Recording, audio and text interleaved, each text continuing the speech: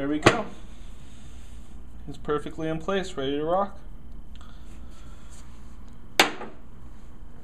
Now the back of the hub is done. We can go ahead and flip them over. The seal is going to keep everything in place. Kind of like cheating. That's why we go with the back first. Now we've got our 1.5207. He's going to go in there and sit right on the race. He's going to hang out for a little bit. Now we're moving on to our outside bearing, which is race number 3, retainer 3, inside race 3 as well. Again, same deal as the others. Start with a few and work our way around.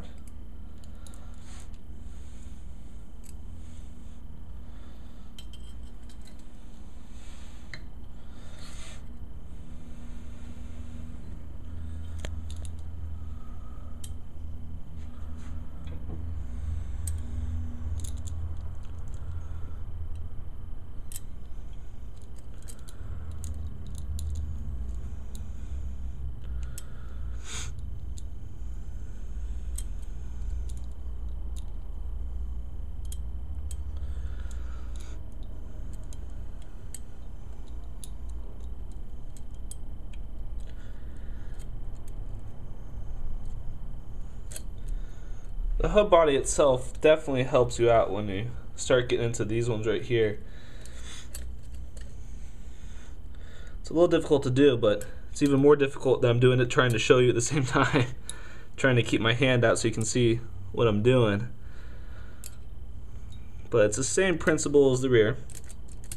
Letting it kind of hang out and slowly tilt each edge up and work your way around.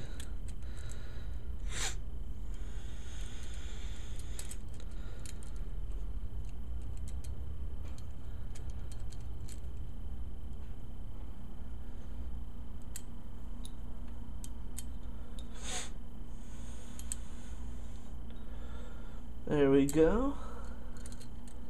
All of them in place. Boom. Pops right in. Now, we've got this. Let me go ahead and grease those guys.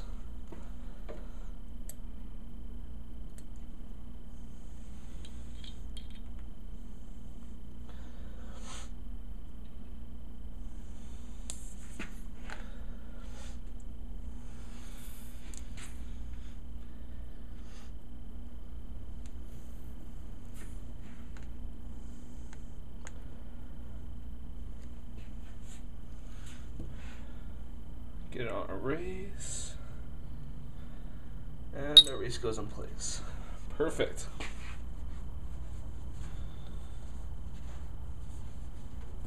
So the assembly is complete. Both bearings are in, spacers on the back, seals on the back of him.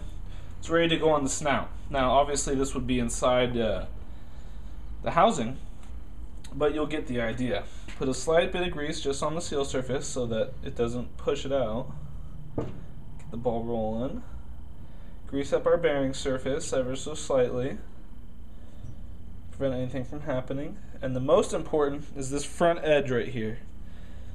Grease him up so that nothing catches as you bring the assembly down.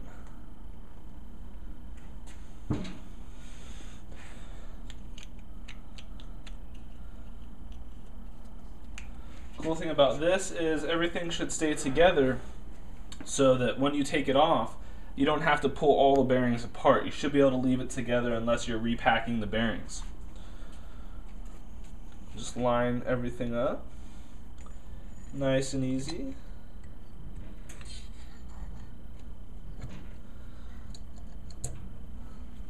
There you go. It's on our snout assembly. Now, go through, just like before on the back, a little bit here, right around the inside. Keep everything from galling or having any sort of issues. Lock ring, nice and in place. And then NL10, left hand snout, NL10 nut, because it's a left hand nut. Go on right there. Notice how fluid that is. We basically blueprint each snout and nut as well, because we hate it when you open up a package and it has interference or dirt or just something to make your day complete hell. But there you go, going all the way down. Now you'd set your torque, and obviously this is the GMR socket tool. Once that's ready to go, got our drive plate going on. I'm going to stretch this guy out a little bit, make it easy on you. He's a tight fit. You can see this machine groove is in there, but we wanted him to be pretty precise, so he's going to be a little bit of a tight fit. Get him on there, put in place, and now our drive plate, you got to clock him accordingly. You'll notice that the two bolt patterns in the set holes have a specific direction it goes in.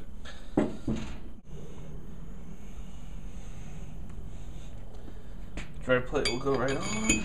Boom. Your two retainers.